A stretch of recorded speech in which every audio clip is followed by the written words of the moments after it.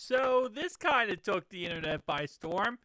It says on Sony's direct PlayStation.com, which is their website, that you can lease a PS5 for $10 a month, which caused a lot of people to get upset, right? Because this is the whole idea that you spend money, but you own nothing, right? You buy something, but you don't own it. And it really ticked off a lot of people. But let's go ahead and talk about this. Now, this right here is not surprising at all. A lot of times they do this with loans where they'll be like, hey, we'll loan you $500 and you pay this amount of money every single said month, eventually until you're repaid. The difference is you actually get something, you get the money up front. Now, you're going to pay it back, and a lot of times what they do is they say, okay, we're going to loan you $500. You're going to repay us $1,500. But we'll let you do it over 40 months, right? So they pretty much charge you $1,000 of interest. That's usually how these payday loans work. This is a little bit different in the circumstance that after the end of the pay cycle, you have to ship them the console back and you get nothing. So again, own, what is it? Buy something, you own nothing, right? Which is, again, a little bit different than the payday loans, but the philosophy is the same, where you're pretty much giving them your money over a period of time, and you're getting royally fluffed. Like, that's the nicest way to put it. It's always a scam. It's never worth it, and you should never do it. And this is the same concept, as in, it's, in a way, I look at it as a scam. It's something to take advantage of someone who might not have that much money, who has to, kind of go toward these leasing programs, and it's malicious in nature because it looks on paper too good to be true. I mean, $10 a month for a console? That's easily a best thing ever. Especially if you get it right around the whole GTA 6 coming out.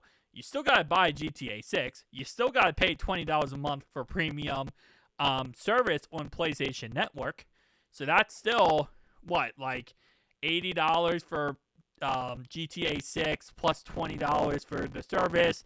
That's $100 plus this console, $110. But still, it seems on paper to be a good idea. But once you start looking more into it, you realize, wait, all I'm doing is literally playing a console for a certain amount of time, and then I gotta return it. And you're paying the same price that you would be paying if you just went ahead and bought the console outright. So, as it says here, based on 36-month lease of the digital console.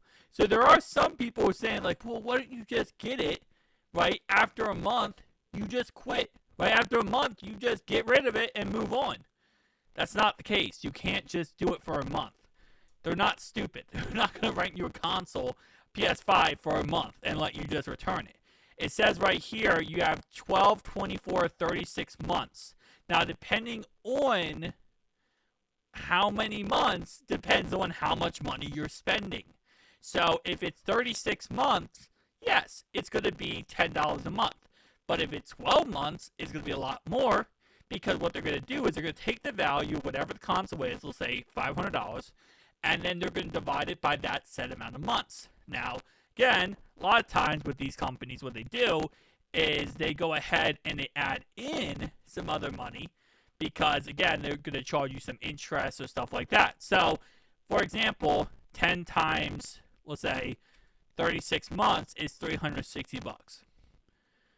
Actually, it's not that, that's actually less than the actual console value.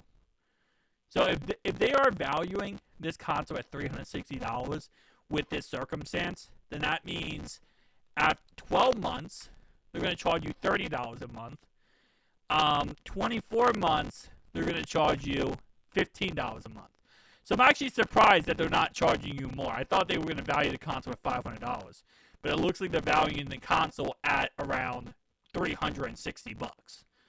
Now, there might be taxes and fees included in that. And also keep in mind, this right here, a side note, this is not America. This is UK.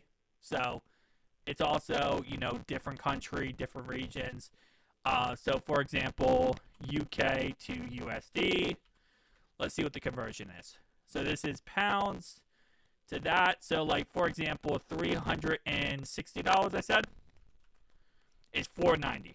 So, it's the same price.